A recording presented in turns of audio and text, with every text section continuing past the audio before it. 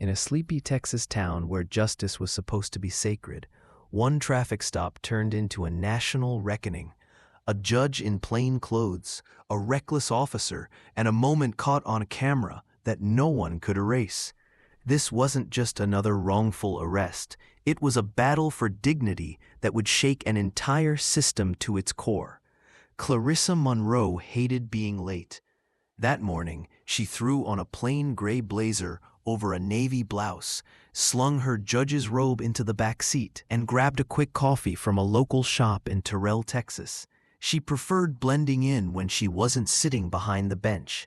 No motorcade, no security team, just her and her aging 2009 Toyota Camry weaving quietly through town. Halfway down Greenway Street, Clarissa noticed a police cruiser trailing her, 2 cars back. She didn't think much of it.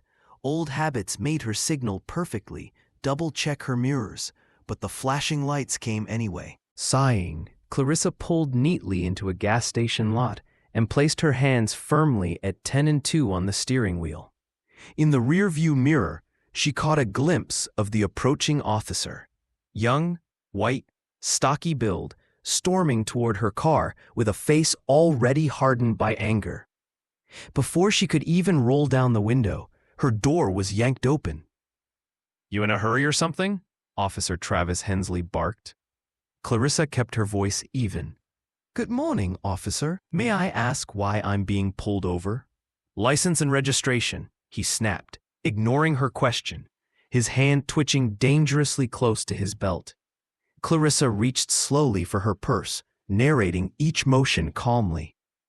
"I'm reaching into my bag, officer," she said. But her composure only seemed to agitate him further.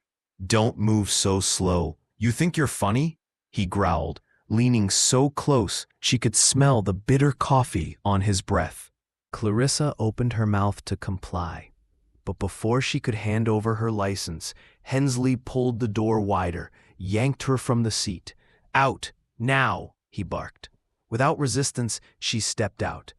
But the moment her feet touched the ground, a sharp crack exploded across her face, a slap so loud that bystanders gasping nearby could hear it over the traffic. Clarissa's head snapped sideways, her blazer slipping off one shoulder. Blood bloomed in her mouth. For a second, everything froze, Hensley's chest heaving, Clarissa's cheeks stinging, the horrified faces of bystanders locking on to the scene. She straightened herself, refusing to touch her injured face. "You just assaulted a sitting judge," she said in a voice as cold and steady as stone. Hensley scoffed. "Yeah, right," he muttered, stepping back. Around them, the atmosphere shifted. People at the pumps pulled out their phones. A man pumping gas cursed under his breath. A woman's coffee hit the ground, splattering across the pavement. Clarissa reached into the inside pocket of her blazer, slow, deliberate, and produced a gleaming gold badge, the seal of the Texas State Supreme Court, catching the sunlight like a weapon. The blood drained from Hensley's face. Clarissa didn't say another word. She didn't need to. The gas station crowd was growing restless, angry murmurs rising. One man already had his phone to his ear, calling 911. "You done messed up, son," someone shouted. Still, Clarissa's eyes never left Hensley's. Even as her cheek pulsed with pain, even as her heart thudded painfully against her ribs, she stood her ground, not just for herself, but for every person who never had a badge to shield them. For one terrifying second, Hensley's hand hovered near his holster. Clarissa's body tensed. Was he about to make it even worse? But then he hesitated, perhaps sensing the wall of camera phones now aimed directly at him. "Put that away," he barked at a teenager filming from across the street, his voice cracking with panic. No one moved. No one obeyed. Clarissa's voice cut through the air again, low, clear, and devastating. "You assaulted me in front of witnesses. You will answer for this." Hensley's mouth opened, then closed. He stumbled back a step, panic mounting. From the gas station, A grizzled mechanic shouted, "Better call your boss, boy. You're finished." Clarissa watched Hensley's hands tremble as he fumbled for his radio. Requesting backup, possible disturbance, he stammered. He didn't dare mention he was the disturbance. Clarissa folded her arms, her badge catching the sun. "You know who I am," she said. "You know what's coming next." Hensley shook his head like a man waking from a nightmare. You don't look like a judge," he muttered. The ugly weight of his words hung heavy in the air. Around them, the crowd's anger simmered hotter. "What's a judge supposed to look like, huh?" a woman with a toddler called out sharply. Hensley ignored her, pacing in tight, frantic circles. The first patrol car squealed onto the lot. 2 officers stepped out, 1 Latino man, 1 white woman, hands resting cautiously on their belts. Clarissa was the first to speak, her voice a quiet boom. "This officer assaulted me during an unlawful traffic stop. My name is Judge Clarissa Monroe, Supreme Court of Texas." The officers froze, faces going pale. Clarissa raised her badge higher. Another patrol car arrived, then another. Sirens screamed in the distance, not for a traffic stop, but for something far more serious. The gas station manager ran out, waving his hands. "I got everything on camera," he shouted. "Every second." Clarissa didn't move. Her cheek throbbed violently now, the swelling visible, but she stood tall. Seconds later, Lieutenant Vernon Reeves arrived, screeching into the lot in a black SUV. He was a big man, square-jawed, salt-and-pepper hair, no patience for foolishness. Reeves spotted Clarissa first, his sunglasses flying off as he stormed through the crowd. "Judge Monroe," he said, voice tight. "Are you all right, ma'am?" Clarissa tilted her head just enough to reveal the brutal handprint marring her face. Reeves' jaw clenched. Then he turned to Hensley. "What the hell happened here?" Reeves growled. Hensley opened his mouth, but Clarissa didn't let him lie. "This officer pulled me over without cause, ordered me out without explanation, then assaulted me before verifying who I was." A wave of murmuring rippled through the crowd. Reeves closed the distance between him and Hensley. "You hit her?" he asked, voice low and lethal. "I didn't know she was a judge," Hensley protested weakly. Reeves leaned in close. "You thought that made it okay?" Clarissa's voice cut the air like a blade. "My badge doesn't make it wrong," she said. "It just makes it impossible for you to hide it." Reeves didn't hesitate. "Hand over your badge and weapon, now." Hensley stood there blinking stupidly. "Lieutenant, you can't be serious." "You're lucky you're not already in cuffs." Slowly, miserably, Hensley unclipped his badge and gun, handing them over with shaking hands. Clarissa didn't look away. No gloating. Just cold, aching disappointment. Officer Saunders quietly led Hensley to another cruiser, shutting the door behind him. Clarissa turned back to Reeves. "I'm staying until Lieutenant Reeves arrives," she said, her voice firm despite the pain. "We'll make sure it's done right, Judge," Reeves promised. Minutes later, the emergency medics arrived. Crowds pressed closer. News vans rolled in. The town of Terrell was about to witness a firestorm bigger than anything it had ever seen. Clarissa wasn't just standing up for herself anymore. She had unknowingly stepped into a battle much larger, a battle the world was about to watch unfold. Just then, a young officer knocked and poked his head in. "Lieutenant, you need to see this." Reeves frowned and stepped outside. Clarissa followed him into the main hallway. Mounted TVs above the reception desk blared out breaking news. There it was, her face filling the screen. The swelling on her cheek looked even worse under the unforgiving lights. Beneath it, a screaming headline, "Breaking, Supreme Court Judge Assaulted by Terrell Police Officer." The reporter's voice cut sharply through the static. Civil rights groups are already demanding criminal charges against Officer Travis Hensley, who was suspended without pay earlier this afternoon. Clarissa caught a glimpse of Hensley being led out of the station in handcuffs. He looked smaller somehow, hunched, defeated, swallowed by a wall of silent, grim-faced deputies. But it didn't feel like victory. It didn't feel like anything at all. A woman from internal affairs, thin, sharp-eyed, with clipped, blonde hair, introduced herself briskly. She handed Clarissa a preliminary report.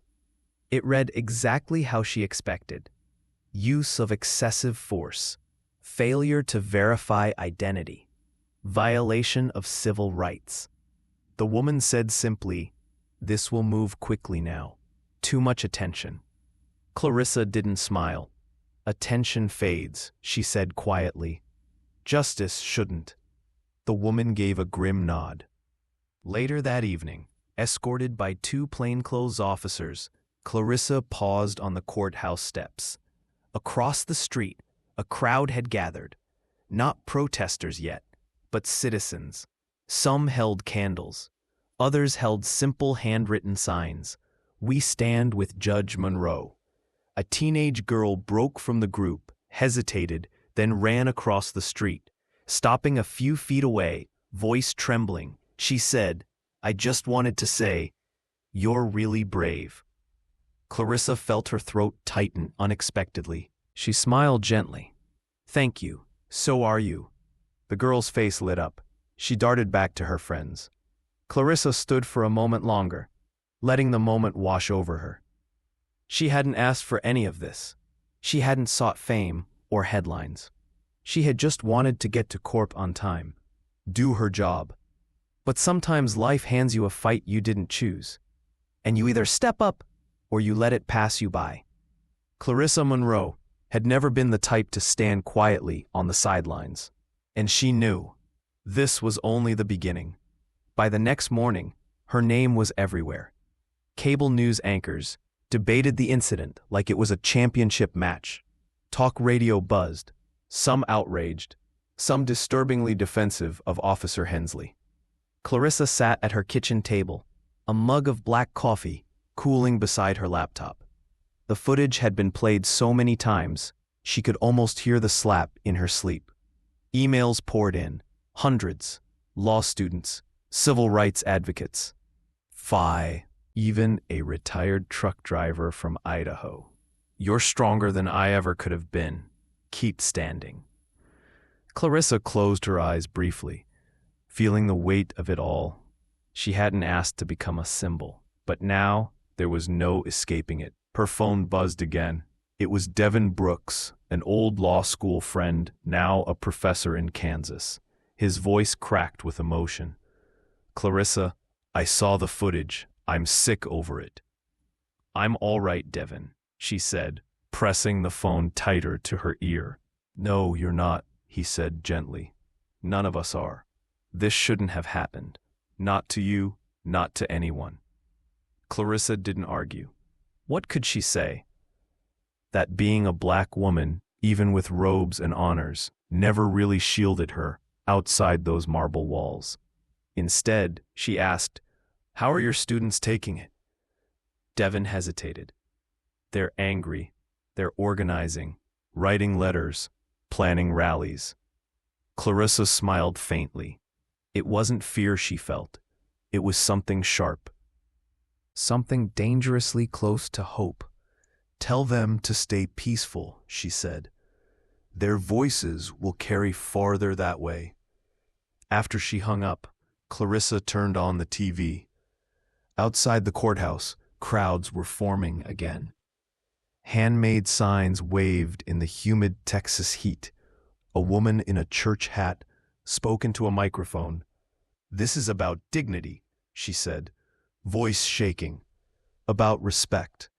Respect that shouldn't have to be earned by a title or a badge." Clarissa leaned back in her chair, letting the words settle deep inside her. This wasn't just about her anymore. Meanwhile, rumors swirled. Hensley had hired a high-priced lawyer from Dallas.